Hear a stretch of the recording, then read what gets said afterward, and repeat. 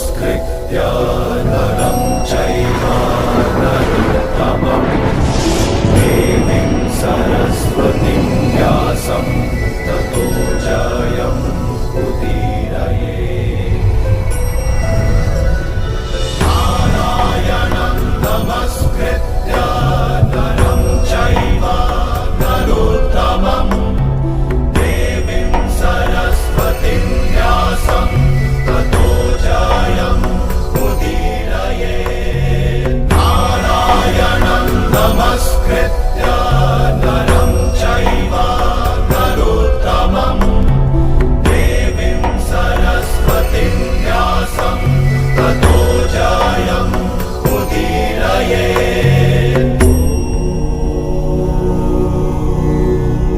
सुनो पार्थ, जीवन का रहस्य जान, संसार के वास्तविक रूप को समझो। गंगा के प्रवाह में मुट्ठी डालकर निकाली जाए तो कुछ प्राप्त नहीं होता, किंतु उस हथेली की अंजलि बनाकर गंगा के प्रवाह में डाली जाए तो गंगा जल मुख तक पहुंच पाता है।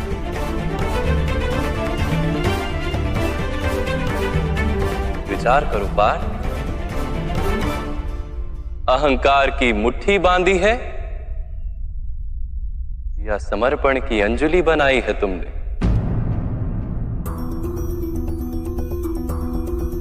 इस ज्ञान को ग्रहण कर पाओगे?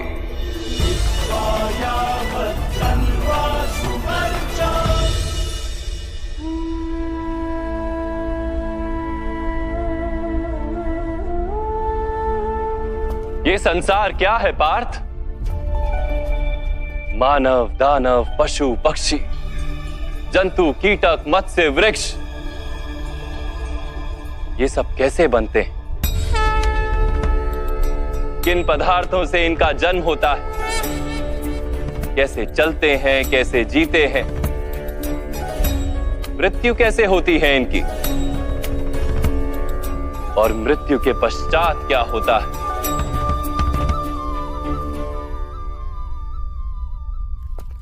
इस रहस्य का विचार करो।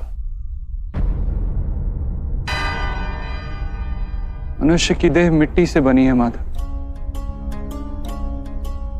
जल उसमें रक्त आदि बनकर प्रवाह करता है। अग्नि देह को तापमान देती है और देह में रिक्त स्थानों में आकाश प्रकट होता है। अर्थात धरती, वायु, जल, अग्नि और आकाश, इन पंच महाभूतों से ही शरीर का निर्माण हो। अर्थात महामहिम गुरु द्रोण पृथ्वी, जल, वायु, अग्नि और आकाश से अधिक कुछ भी नहीं। धर्म ज्ञानी भी पंच महाभूत का जोड़ है और अधर्मी भी।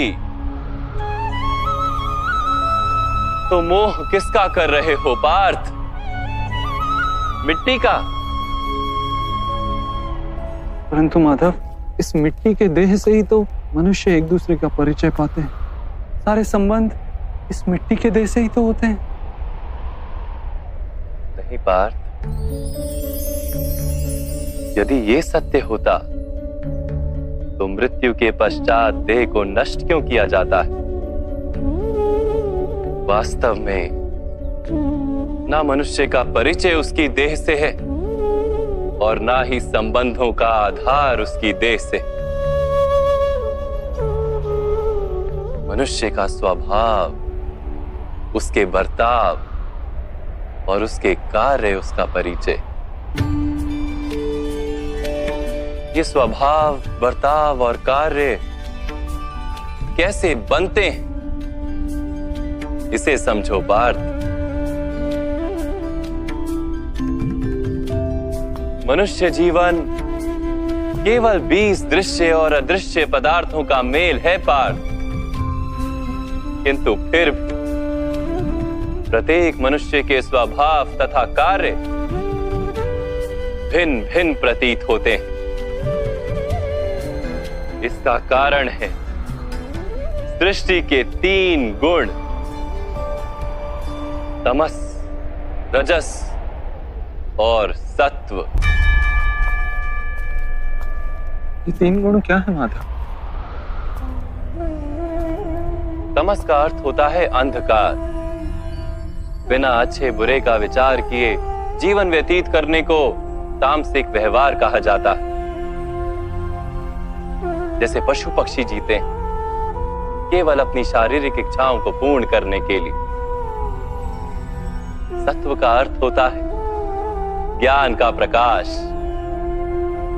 जब व्यक्ति प्रत्येक परिस्थिति में धर्म का, सत्य का और परंपराओं का विचार करके व्यवहार करता है, तब उसे सात्विक जीवन कहा जाता है।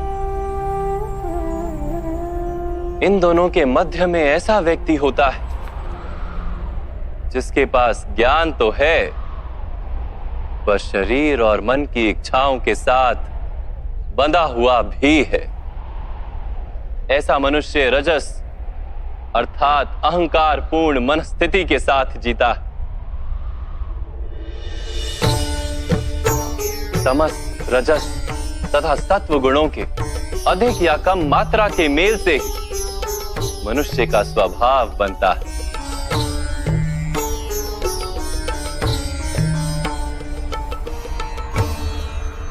सामने देखो पार्थ, इन सब में तुम्हें कौन से गुण दिखाई देते हैं?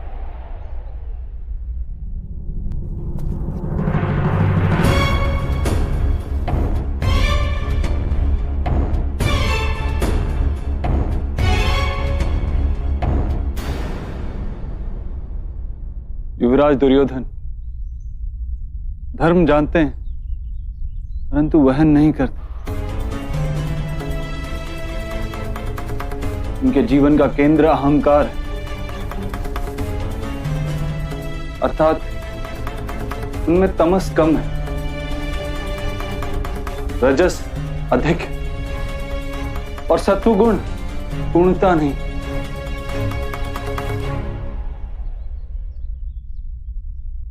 और इस ओर राजकुमार दुशासन, इन्होंने सदैव अपने ज्येष्ठ भ्राता का आदेश माना बिना विचार के, अर्थात इनमें केवल तमस। महामहिम को भी देखो पार्थ,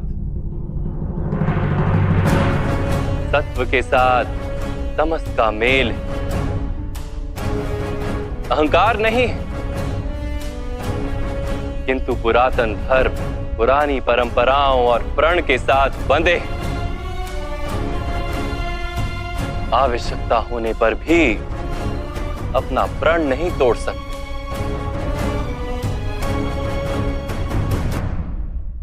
गुरु द्रोण को देखो, ज्ञान और अहंकार दोनों ही हैं। ज्ञान तो मनुष्य को मुक्ति दिलाता है, किंतु इनका अहंकार इन्हें मुक्त नहीं होने देता।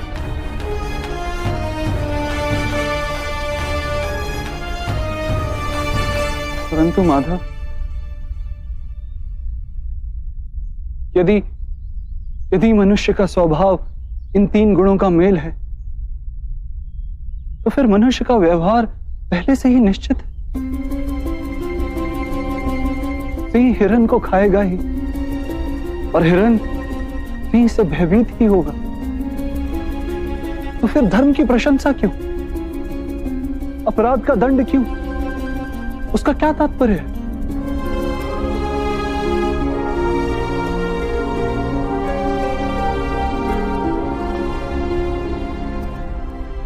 उत्तम प्रश्न है पार्थ, किंतु पहले मनुष्य क्या है ये तो जान लो।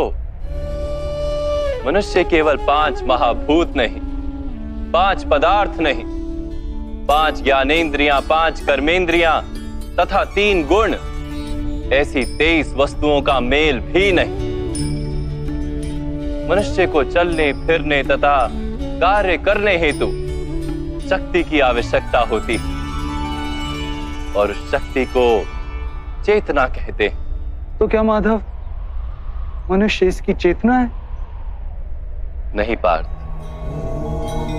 मनुष्य की चेतना के साथ उन 23 वस्तुओं के मेल का नाम प्रकृति है। 24 वस्तुओं से बने मनुष्य नामक यंत्र में वास करता है पुरुष, अर्थात परमात्मा का अंश। उसे आत्मा कहा गया है। जब प्रकृति और पुरुष का मेल होता है, अर्थात जब परमात्मा का अंश आत्मा बनकर देह में वास करता है, तब मनुष्य जीवित होता है। यह आत्मा क्या है माधव, और इसे जानने का क्या उपाय?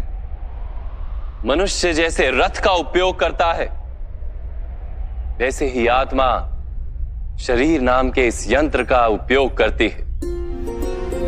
शरीर के माध्यम से शरीर के सुख दुख का उपभोग करती है, किंतु आत्मा शरीर नहीं पार्थ। शरीर का नाश किया जा सकता है, किंतु आत्मा का नाश नहीं किया जा सकता। नैनं छिन्दन्ति शस्त्राणि नैनं दहति पावका न चैनं क्लेदयन्त्यापो न शोष्यति मारुता। आत्मा ना शस्त्रों से छेदी जा सकती है और ना ही अग्नि से जलाई जा सकती है। न जल उसे निर्बल कर सकता है और ना ही पवन उसे सुखा सकती है। आत्मा शरीर में रहते हुए भी अमर है। न हन्यते हन्यमाने शरीरे पार्थ। शरीर की हत्या की जा सकती है, किंतु आत्मा की हत्या नहीं की जा सकती। आत्मा तो सर्वव्यापी है, अचल है, स्थिर है, सनातन है। पुराना वस्त्र त्याग कर जैसे मनुष्य नया वस्त्र धारण करता है, वैसे ही आत्मा पुराना शरीर छोड़कर बार बार नया शरीर धारण करती है। परंतु माधव, मैं तो जगत का अनुभव अपने शरीर के माध्यम से ही करता हूं। स्वयं को देह न जानकर मैं आत्मा कैसे जान सकता हूं? स्वयं को आत्मा के रूप में जानना असंभव भी नहीं पार्थ। अंध भी जीते हैं, गूंगे भी जीते हैं, जिनके पास हाथ पैर नहीं होते वो भी जीते हैं। स्पष्ट कि शरीर मनुष्य नहीं, जिसकी चेतना चली जाती है, जिसे मूर्छा आ जाती है, वो भी जीवित रहता है। इसलिए स्पष्ट है कि मनुष्य का चेतन तत्व वो भी शरीर नहीं।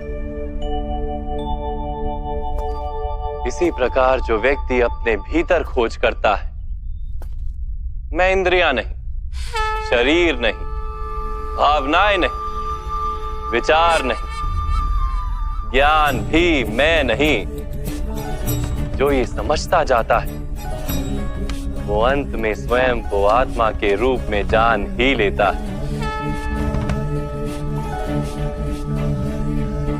यह आत्मा का क्या कार्य है माधव? जब पर ब्रह्म के भाग हुए, पुरुष तथा प्रकृति बने, तब पुरुष अर्थात परमात्मा के अंश ने आत्मा बनकर प्रकृति की प्रत्येक वस्तु में वास किया। उस आत्मा को मोह तथा अंधकार ने घेर लिया पार्थ।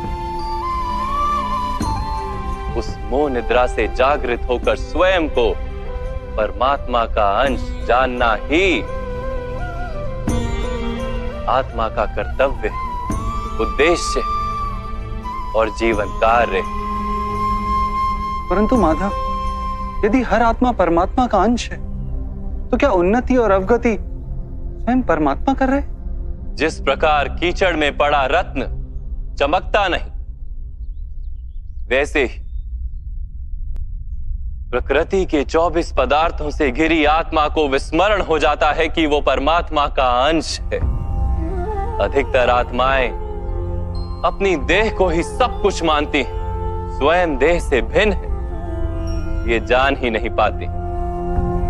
शरीर को जो सुख दुख स्वाद गंध आदि का अनुभव होता है, उसे अपना अनुभव मान लेती और बदलाव का प्रयास ही नहीं करती।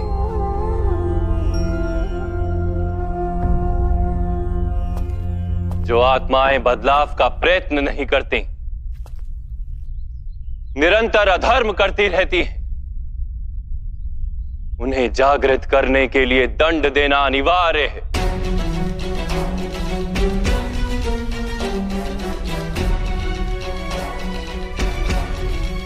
तुम भी ये जान लो पार्थ कि तुम शरीर नहीं, केवल एक आत्मा हो। इस रणभूमि में दिखाई देने वाला प्रत्येक योद्धा वो नहीं जो तुम उन्हें मानते हो। कुछ समय के लिए इन सब ने शरीर में वास किया है। इनके शरीर मरेंगे, किंतु ये सब अमर हैं। वो पुनः नया शरीर धारण करेंगे। जब तक स्वयं को शुद्धात्मा के रूप में जान नहीं लेंगे, जब तक अधर्म का त्याग करके धर्म में दृढ़ नहीं होंगे, तब तक ये जन्म लेते और मरते रहेंगे। यही ब्रह्म विद्या का प्रथम पाठ है पार्थ। जो जन्मा है वो अवश्य मरेगा, और जो मरता है वो अवश्य फिर से जन्म लेगा। इस महाज्ञान को सांख्य योग कहते हैं।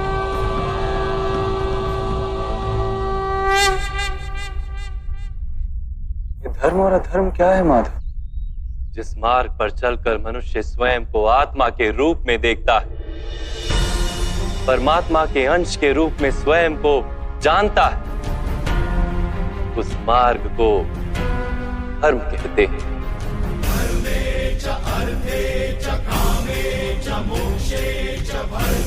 जब मनुष्य स्वयं को परमात्मा के अंश के रूप में जान लेता है, तब उसे ये अनुभूति होती है कि ये सृष्टि ही परमात्मा है और ये परमात्मा ही सृष्टि है। सृष्टि और परमात्मा में कोई भेद नहीं।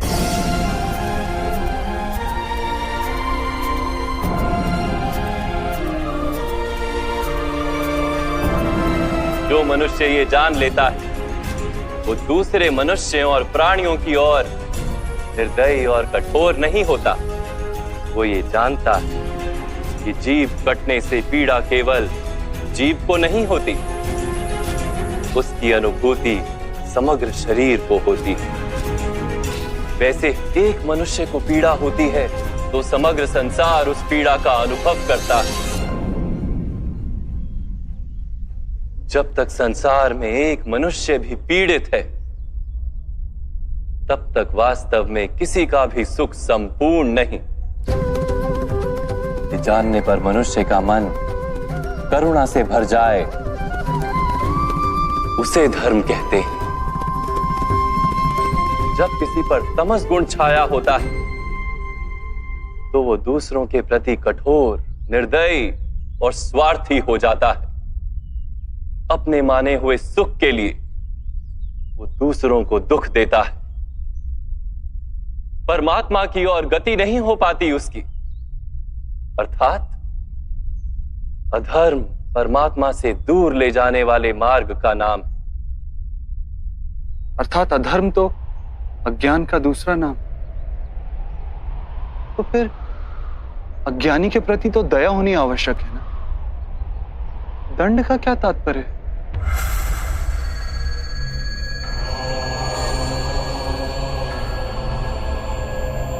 अज्ञानी जब ज्ञान का मूल्य जानने को सजना, ज्ञान पर दृष्टि डालने को भी सजना, तब दंड ही दया है।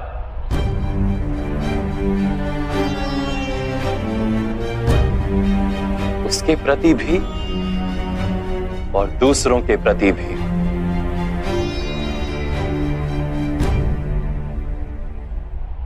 सृष्टि की गति सदा ही परमात्मा की ओर हो, यह अनिवार्य। किंतु कभी कभी ऐसी स्थिति उत्पन्न हो जाती है कि अज्ञान मोह और अधर्म बढ़ जाता है। संसार से धर्म लुप्त हो जाने का भय उत्पन्न हो जाता है। संसार से जब धर्म लुप्त हो जाता है, करुणा भी नष्ट हो जाती है और सत्य भी नष्ट हो जाता है। आने वाली पीढ़ियों को धर्म प्राप्त हो सके, इसके लिए आज अधर्मियों का नाश करके धर्म की पुनः स्थापना करना अनिवार्य है।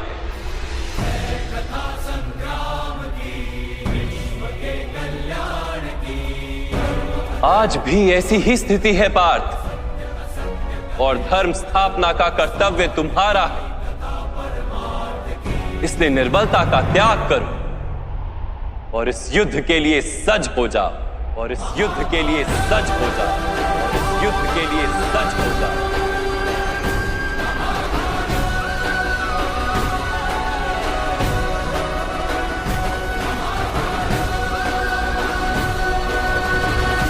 परंतु मेरे हाथों हत्याएं होंगी माधव। मेरे कारण किसी के प्राण जाएंगे तो मेरे अंतर की करुणा का नाश नहीं हो जाएगा। और यदि धर्म का आधार करुणा है तो क्या मेरी आत्मा धर्मी नहीं हो जाएगी?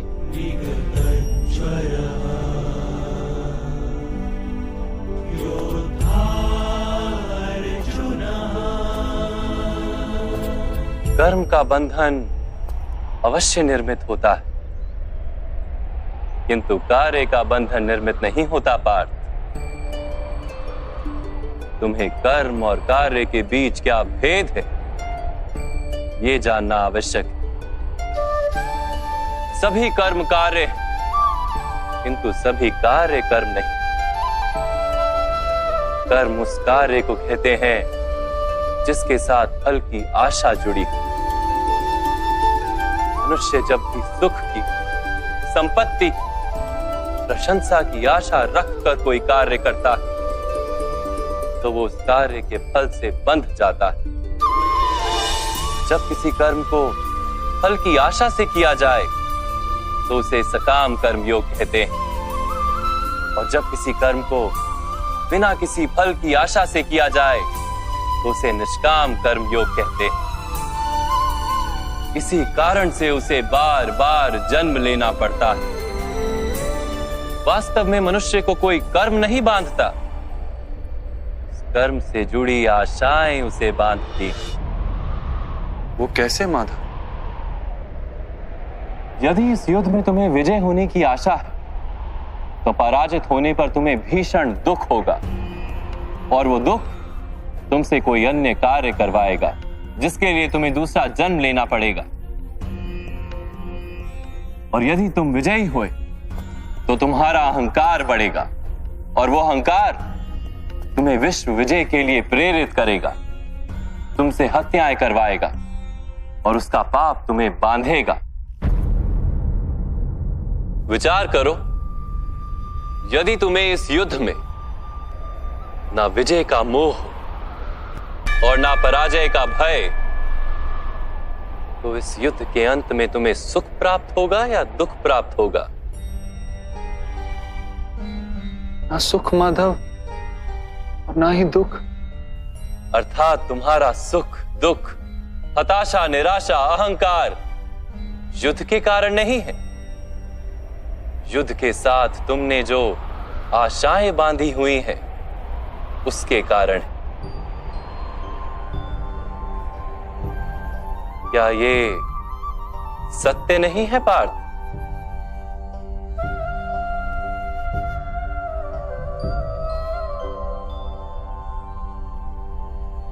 सुख दुखे समे कृत्वा लाभा लाभो जया जयो ततो युद्धाय युज्यस्व नैवं पाप मवाप्स्यसि।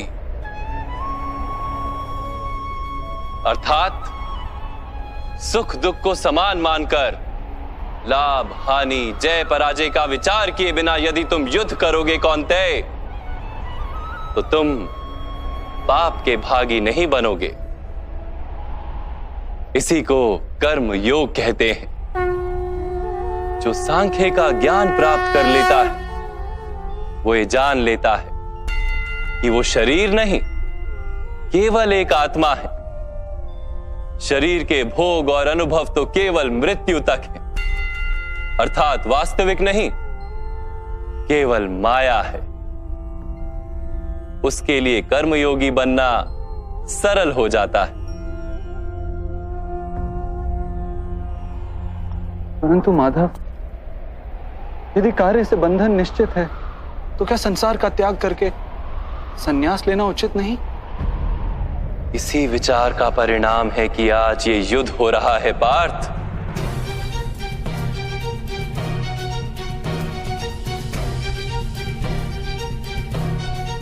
विचार करो, जब सत्व गुण से भरे धर्म को जानने वाले लोग कर्मों का त्याग करते हैं, तब अधर्म से भरे लोग ही संसार को चलाते हैं।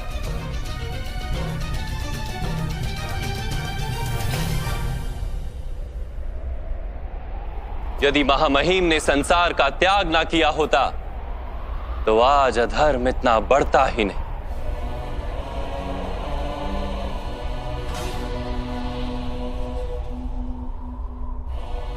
और तुम्हारे पिता ने यदि संन्यास ना लिया होता तो आज भ्राता युधिष्ठिर सुख से राज कर रहे होते।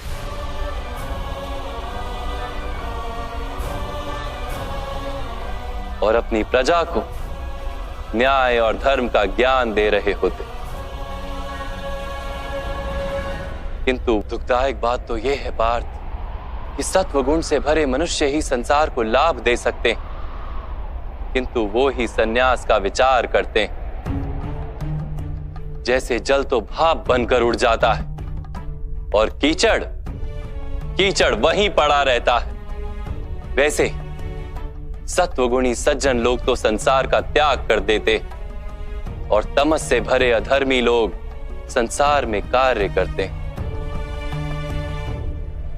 इसी कारण से संसार में पाप और अधर्म बढ़ता है।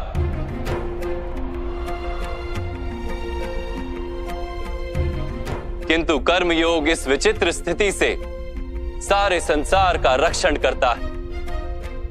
कर्मयोगी फल की आशा का त्याग करता है, किंतु कर्मों का त्याग नहीं करता। वो इसी संसार में रहता है, सन्यासी की भांति सारे कार्य करता है, किंतु उनमें लिप्त नहीं होता। कर्मयोगी अपनी संतानों से, स्वजनों से, अपनी प्रजा से कोई अपेक्षा या आशा नहीं रखता। स्वयं उसे संन्यास का लाभ होता है, किंतु समाज को संसारी की भांति लाभ देता है। मनुष्य अपनी संतानों के सुख के लिए श्रम करता है माधव। अपनी संतान से सुख की अपेक्षा कैसे न रखे? मनुष्य अपनी संतानों के लिए जो भी करता है वो व्यापार है या प्रेम पार्थ? प्रेम माधव। तो फिर अपने कार्यों के प्रति फल की इच्छा क्यों पार्थ? भविष्य का लाभ तो व्यापार में देखा जाता है, प्रेम में नहीं। जो मनुष्य अपनी संतानों का चरित्र निर्माण उचित रूप से करता है, संतानों को प्रेम और धर्म के संस्कार देता है, उसकी संतानें भी मनुष्य को प्रेम और सुरक्षा अवश्य देती।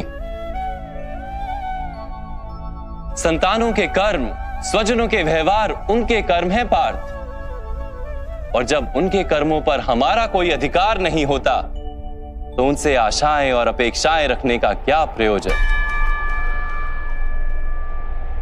यदि गहन विचार करोगे पार्थ तो शीघ्र ही ये जान लोगे कि जीवन में ऐसा कोई कार्य नहीं है जिसके साथ आशाएं और अपेक्षाएं जोड़ना अनिवार्य हो।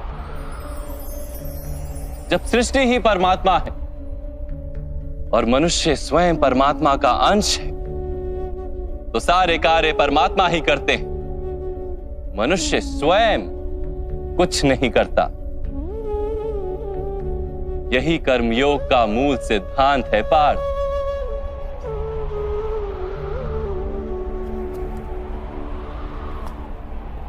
तुम्हें भी कर्मयोगी बनकर ये युद्ध करना आवश्यक है पार्थ। त्रिगुणिया विश्या वेदा निस्त्रिगुण्यो भवार्जुना, निर्द्वंद्वो नित्य सत्वस्थो निर्योग क्षेम आत्मवान।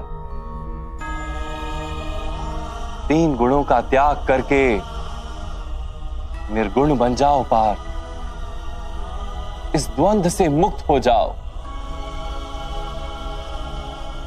सदा सत्व अर्थात परमात्मा में बुद्धि लगाकर कर्तव्य का वहन करते रहो।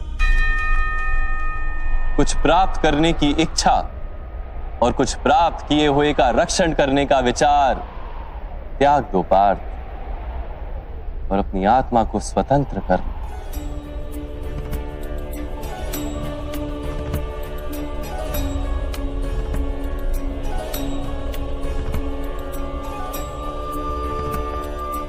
स्मरण रहे पार्थ, कर्मण्यवाधिकारस्ते मा फलेषु कदाचना, मा कर्म फल हेतुर्भू मा ते संगोस्त्व कर्मणि। तुम्हारा अधिकार तो केवल कर्म करने का है, फल तो ईश्वर के हाथ में। इसलिए ना कर्म से भागना उचित है और ना ही कर्म के फल की आशा रखना उचित है।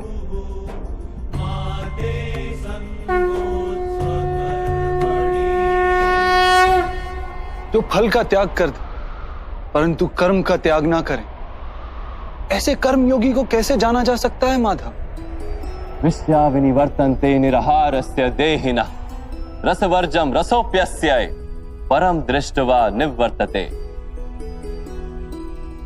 सुनो पार्थ, जो स्वाद से छूटने के लिए भोजन का ही त्याग कर देता है, वास्तव में उसके मन से स्वाद की लालसा कभी जाती ही नहीं।